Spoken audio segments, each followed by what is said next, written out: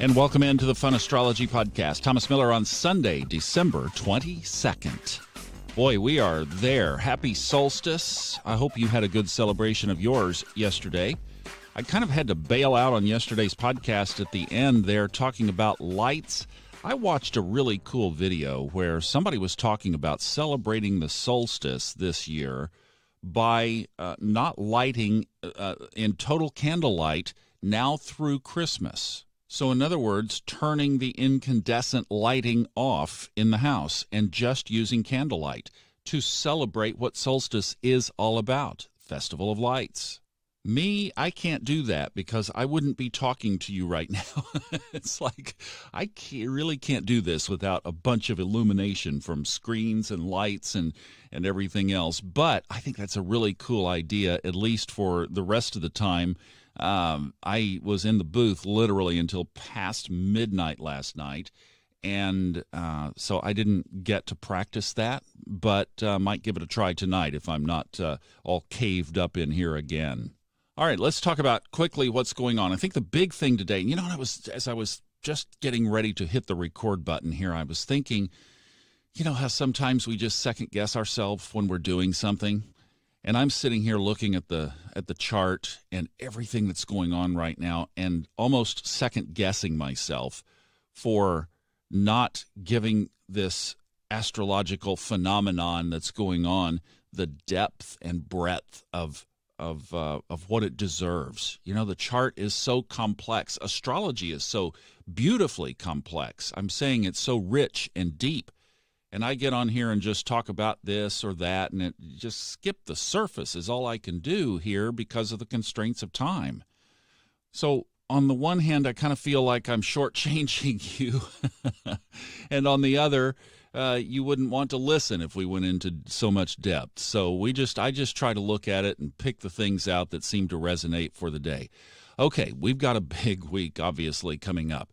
The day after Christmas. Well, really, it starts for those of us in the United States on Christmas Eve, because the eclipse will be officially at 12:18 a.m. on the 26th.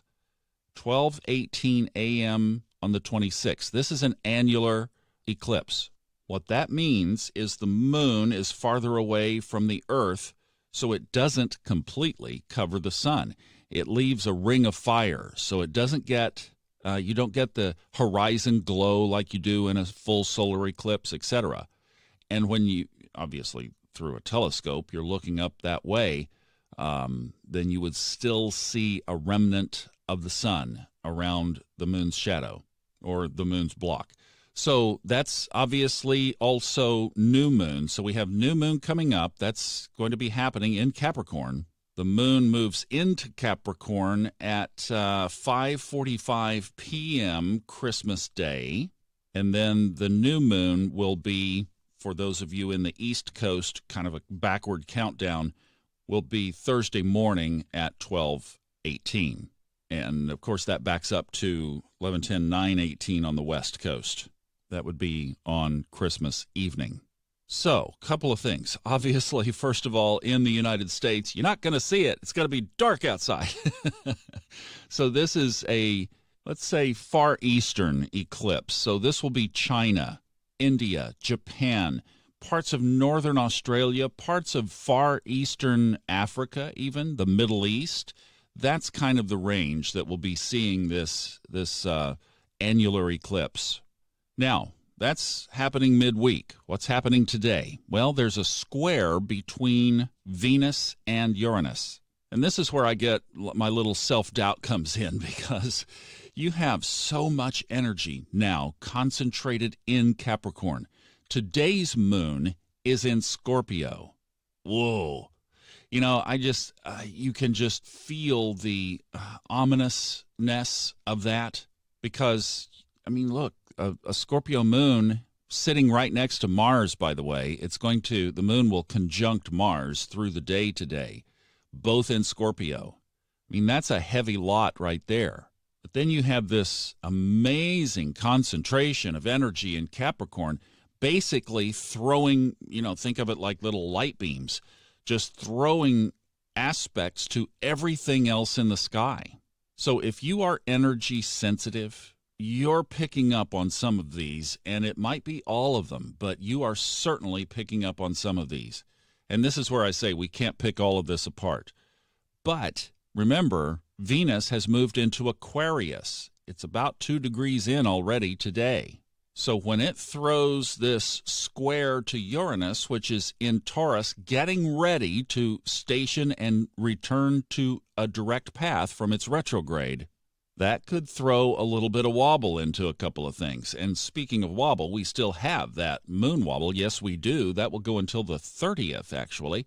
It goes all the way to the 30th. That would have been my daddy's 95th birthday had he still been with us. So that's an pretty easy date to remember. That's when the sun conjuncts the south node in Capricorn. But this Venus-Uranus square will be with us all week this week. It goes away on Friday. So the areas of love, money, home, etc., could be affected by this square. And that is obviously a square of tension, of friction, of hardness, if you will. So we could be saying maybe some good old Uranian surprises in some of those 3 key areas of Venus.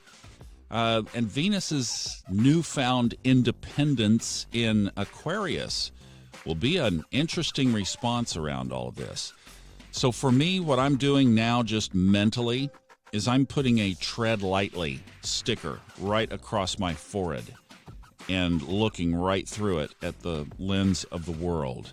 I think this is just a time to be conscious of the fact that there are energies around us, that people and others and ourselves could be reacting in ways that we just normally don't do. And be conscious of that. And take a real big, deep breath pause before you respond or react to anything. That is a good game plan. I will see you tomorrow. Have a great rest of the weekend.